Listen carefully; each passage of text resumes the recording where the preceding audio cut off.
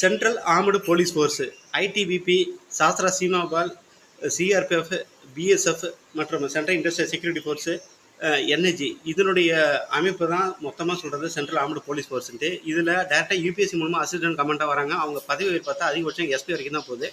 டிஐஜியில் 20% ஒதுக்கிடும் மற்றும் IG directors வந்துட்டு பார்த்துட்டிங்கன்னா ஐபிஎஸ் ஆஃபீஸருக்கு 50% ஒதுக்கீடும் கொடுக்கப்பட்டிருக்கு. இந்த ஒதுக்கீட்டினால இந்த அசிஸ்டன்ட் கமாண்டர் சிஏபிஎஃப்லேருந்து வரவங்களுக்கு மேல் பதவி உயர்வு கிடைக்க மாட்டேங்குது.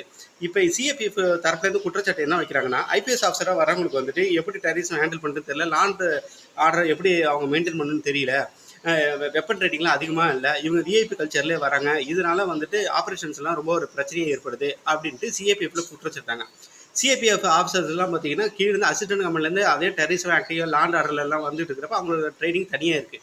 அதனால் இது வந்துட்டு ஒரு பெரிய பிரச்சனையாக பார்க்கப்பட்டுச்சு. இப்போ சுப்ரீம் கோர்ட் என்ன சொல்லியிருக்காங்க, இனிமேல் டெபுடேஷனில் ஐபிஎஸ் ஆஃபீஸரில் சிஏபிஎஃப்க்கு அதிக பேர்